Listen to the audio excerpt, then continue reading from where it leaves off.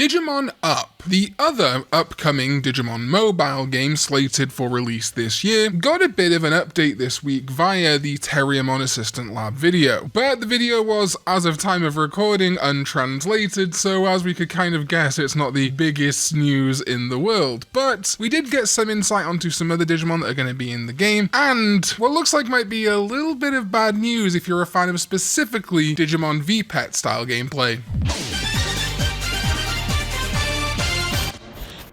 What is up, digital companions? My name is Karn EX and welcome back to another video, and if it's not welcome back, you can change that. Subscribe right now or I'll cry. Yeah, so we got more Digimon Up news this week. Like I said in the intro, it was through the Digimon Terriermon Assistant Lab video, which was 29 minutes of them having kind of fun about nostalgic Digimon stuff, and then at the end, like 2 minutes of Digimon Up news. You love to see it. So I guess the kind of main big chunk of news for this was that Renamon and Terriermon were confirmed for the game, which was hardly a surprise given the partner Digimon we already have. We're a bunch of adventure Digimon, then Vmon, then Guilmon. I feel like given that we are looking at Digivices from all of the seasons, or at least most of them, as items in this game, the content rollout strategy is going to be season by season. So of course we see Renamon and Terriermon from Tamers, maybe we'll see, I don't know, Armadillomon, which was in the initial teasers for Up, Hawkmon, things like that in future. But they weren't done there, as they also revealed that Terriermon Assistant will be in Digimon Up, but it seems like he's going to have a different role in the game, maybe not a partner Digimon that you can battle with, though of course I would love that, but maybe more like a menu navigation Digimon or an intel Digimon or something like that. We'll just have to see. They then clarified the way the battle system works. We actually kind of saw this already at DigimonCon, but they didn't elaborate on it. When we look at this battle setup, Greymon versus Garurumon in this instance, the Digimon on the left and right, Monzemon, Gotsumon, Yakimon, Digitamamon, Meramon, and Jagamon are not partner Digimon, they are support Digimon who you can encounter. I'll talk about these a little bit more in a second, but I do think it's an interesting style of battle where you have your kind of mains and then supports. I'm getting some echoes back to the Vital Bracelet here with the battle system, and presumably this is online. I hope it's online, but as someone said here, please don't make this game server dependent. You aren't good at keeping them active. I really hope it's peer-to-peer so that even if they stop supporting the game, we can still play it offline, or I guess online but without their servers. But then they revealed something which causes concern for me. Make your choice of Digi-Egg and raise the Digimon born from within. And in this screen we can see of course Agumon and a bunch of Digi-Eggs. Seemingly it shows the rookie that you're going to get, but you still do start at the baby and baby 2 stages, Botamon and Koromon in this instance. The implication here is that you get one evolution line from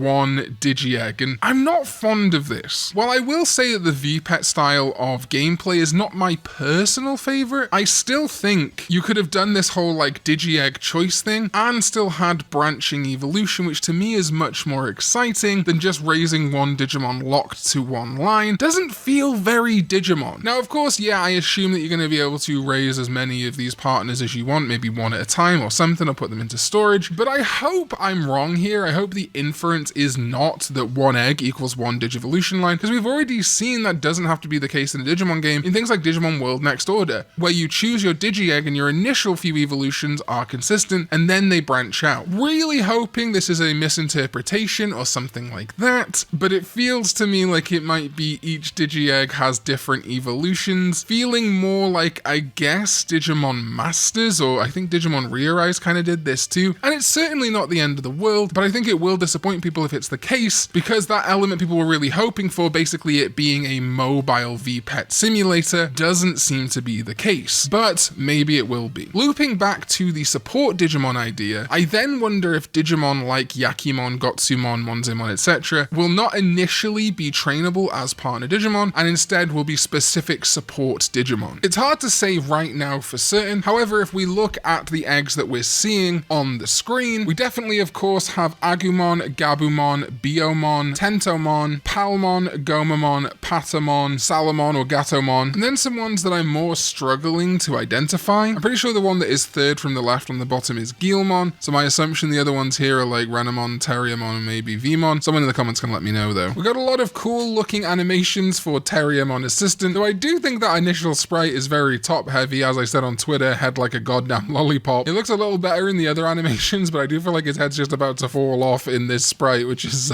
you know, it's fine. This really does beg the question now, what is the kind of monetization element to Digimon Up? How are they going to make it work to make money? And I think personally it's going to be multifaceted. It would be very obvious to use a gacha, and I think the two kind of gacha you can probably use are gacha for the eggs, and I think that's probably how they're going to incentivize you raising different partner Digimon. Yes, you can get the default Agumon egg, which goes through to, well, it's hardly a secret, Metal Greymon and War Greymon, but maybe a special gacha banner for a Blitz Greymon route will be unlocked, something like that. I also think it's likely there'll either be a gacha or just a straight up pay for thing for support Digimon, and then as we've seen before, the game includes Digimon cards from the old Hyper Colosseum card game and Digivices from across various seasons. You'll probably be able to buy these for additional costs, like yeah, the original Digivice you're going to get for free. There is also a feed and training system. I think it's less likely that they'd make you spend actual currency on food and training items, however maybe there'll be like a bundle you can buy which gives you like pull tickets, stamina, and special food for your Digimon, etc. Maybe some basic cards, but if you want the crossloader or something like that, you're gonna have to pony up some money. We already have a bit of an insight on the monetization items in this game thanks to the social media followers campaign that they're running over on Twitter and maybe other platforms. The initial campaign for up to 10,000 new followers gave us skill card summon tickets and supporter summon tickets. So that to me confirms that the skill cards are going to do something in the game. Maybe like a Digimodify system. You know, if you use Ice Wall, you put up a literal ice wall between you and your opponent. And the supporter summon ticket, well, yeah, that makes sense to me too. Rather than raising a Digimon from Digi-Egg through to Mega, you are supporting a Digimon at a kind of random stage or maybe a specific stage, and that is just locked there. So you don't summon a Meramon Digi-Egg, you just summon a Meramon. Moving over into their second campaign, it also supports my theory. Again, skill card and supporter summon tickets, but also when they reach 30,000 new followers, they'll give us 10 good Digimeat seeds. Oh, the Digimon World references, huh? It's very likely we actually do see Tanemon or another Digimon running a Digimeat farm in this game, and that's also how they're going to kind of play out the stamina and recharge system. You can plant like an average Digimeat seed, or a good Digimeat seed, or an excellent Digimeat seed, and then you have to wait as that grows or collect your meat once per day like in Digimon World, and then obviously the better the meat, the more your Digimon likes it, and maybe we'll have other Digimon that like different types of meat, like fish and things like that we've also seen in other Digimon games. Also, as it does seem that the game is very battle focused, whether that is just single player, just online, or both. Much like, again, Digimon Eirias, it wouldn't surprise me if there was a stamina system for both regular gameplay, doing maybe if there's a story, which it doesn't seem like there will be, but maybe there will be. Would really love to see some actual gameplay from this Bandai. Or multiplayer, or something like a battle park, a coliseum, etc. You might have different stamina recharge that you need to tackle those things. You'll accrue them naturally from waiting, but you might also be able to buy them. That feels quite likely to me. This still looks like it's going to be a kind of soft virtual pet experience, but I think honestly more similar to the Digivice toys, where you raise one Digimon at a time, you can call in support Digimon, maybe feed, maybe train, but also kind of progress along a thing. I would actually quite like to see, not maybe a full-on story, but a thing where you journey through like File Island for the Digimon Adventure story, maybe the Human World for the Tamer story, but instead of it being like a really narrative heavy, lots of text, it's more just like you do a battle in a location from the anime. I don't know. They still haven't announced a release date. I saw some people saying that it said July 29th in the chat, but I didn't see that myself. But they do still say 2026 to be determined for the Apple App Store and the Google Play Store. Personally, my bet is this coming out sometime in the summer. I mean, the fact that it's quite tied to the anime with the whole Digivices thing, it would make sense if this came out on August 1st, Odaiba Day, or if it's not going to be that soon, which is crazy to say August is soon, that's like 3+ months away. I think at least an announcement on Odaiba Day would be pretty cool. Time Stranger releases on the Switch and Switch 2 on July 10th. That could honestly be a pretty good time to release Digimon Up. I saw some people saying it would like split the player base, but fully disagree. Digimon Story Time Stranger is going to appeal to a much wider swathe of existing and non-existing Digimon fans, whereas Digimon Up feels a little bit more like a mobile game for Digimon fans, which might catch the attention of more casual or like brand new fans. Honestly, I think the thing that Digimon got really good at for a minute there was a bit of brand synergy, you know, Beat Break promo showing up in Time Stranger, messages, some like cross promotion in the t-shirts and stuff like that for other Bandai Namco properties. We know Gekomon is a pre-registration bonus for Digimon Up when they eventually open pre-registration, so honestly if they release this game around Time Stranger releasing on Switch, wouldn't be so bad. In fact, with Time Stranger on Switch being July 10th, that's not super far from Odaiba Day, could work. All in all, I'm very curious, but I think what they really need to show now, apart from a release date, is actual gameplay. It feels a lot like they're just kind of putting sprites into environments, and there's not really an actual game here yet. Obviously, it's targeting 2026. I'll be very disappointed if it slides to 2027, especially as we're also still waiting for Digimon Elysian from last year. But it does seem like it's probably further into development than they're showing, and I would expect 1 or 2 more major updates before release. The fact that they are doing a campaign twice for social media follows in return for in-game items kind of implies that they're already in a position where they could start eventually distributing that and not doing it in like a year's time or whatever. The promotion feels a little bit more active than Digimon Elysian's does, so I wouldn't worry too much about this game being super far past this summer into autumn, but it could be much sooner. Though we're already in May now, so I would be fine with an Odaiba Day release date. But that's it, an update on Digimon Up and what you can expect from the game besides actual gameplay. Don't know why they wouldn't show that off already. Thank you to my sovereigns, ZDK14 and Jeremy Babineau, as well as everyone else who supports me over on patreon.com/Karn EX. Know it's been a bit difficult financially for a lot of you right now, but if you want to go over there and support the channel, it's absolutely the best way to do it. However, what is also phenomenal for supporting the channel is becoming a YouTube channel member. You get early access to videos, exclusive videos at some tiers, and even early access to my other channel's videos too. So thank you all so much for watching, and I'll see you next time when we go digital.